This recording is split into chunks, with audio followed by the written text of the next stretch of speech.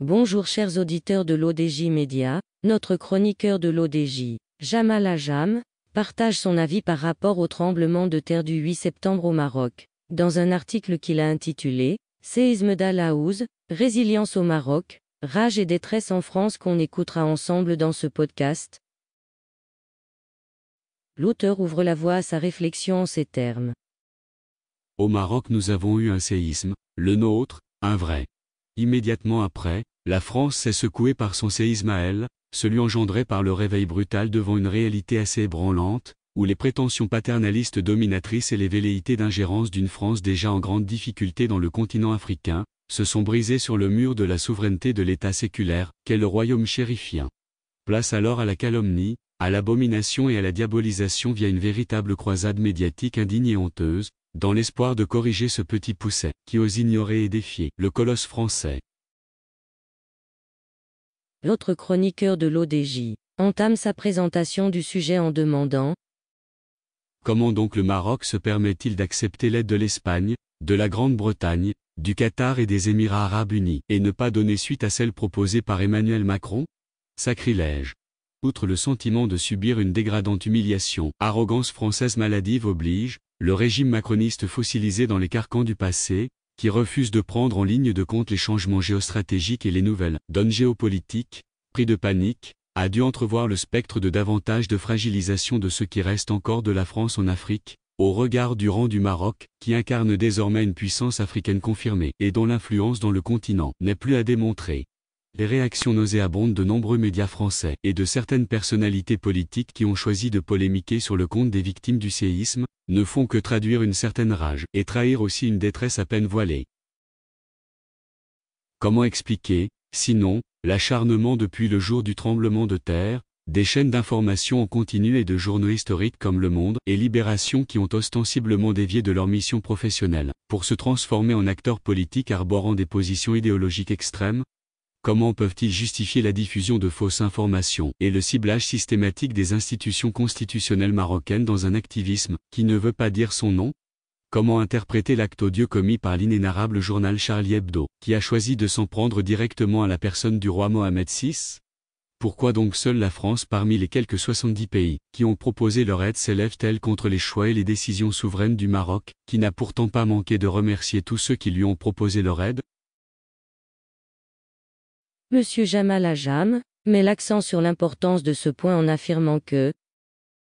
derrière cette rage qui ne grandit nullement la France, se cache en réalité un certain désarroi trahi par ailleurs par la sortie grossière et irréfléchie du président français, qui a jugé malin de s'adresser directement au peuple marocain dans un discours qui frôle le ridicule.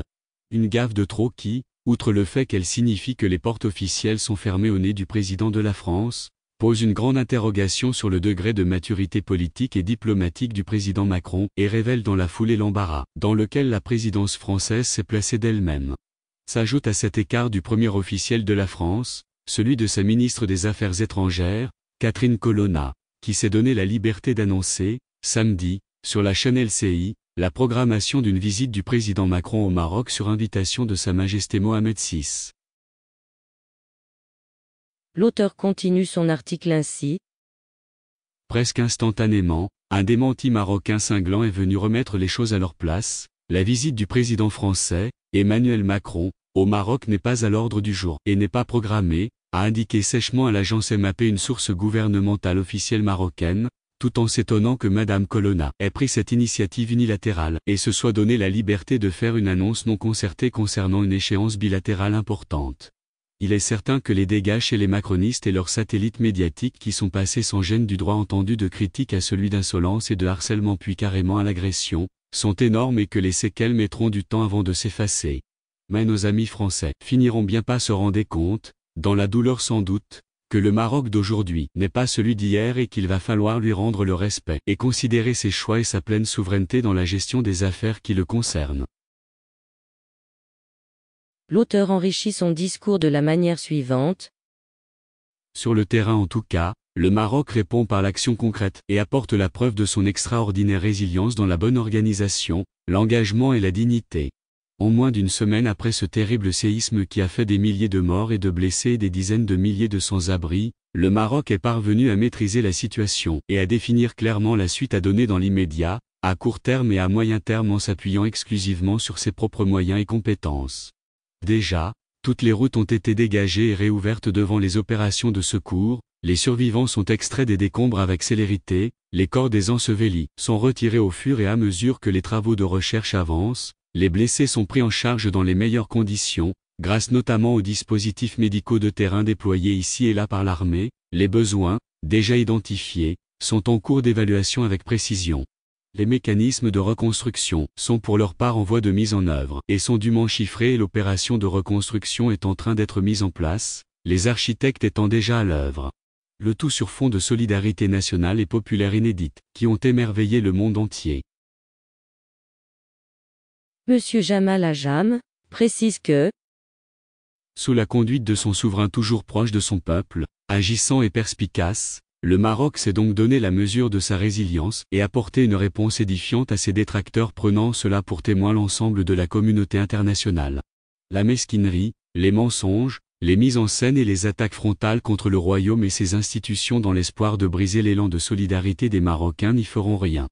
Déjà, le Fonds spécial pour la gestion des effets du tremblement de terre, créé pour la circonstance, reçoit à une cadence soutenue les dons provenant des entreprises publiques et privées, des ONG et des particuliers, comptabilisant dès les premiers jours plusieurs milliards de dirhams, sans compter les dons en nature, estimés à plusieurs centaines de millions de dirhams, destinés directement aux sinistrés du séisme. Cet élan de solidarité sans précédent, basé sur le bénévolat et le volontariat, conforte la stratégie royale mise en place dès la première réunion de crise quelques heures à peine après le séisme, stratégie qui comporte un programme d'urgence intégré pour le relogement des sinistrés et qui porte, entre autres, sur quelques 50 000 logements totalement ou partiellement effondrés.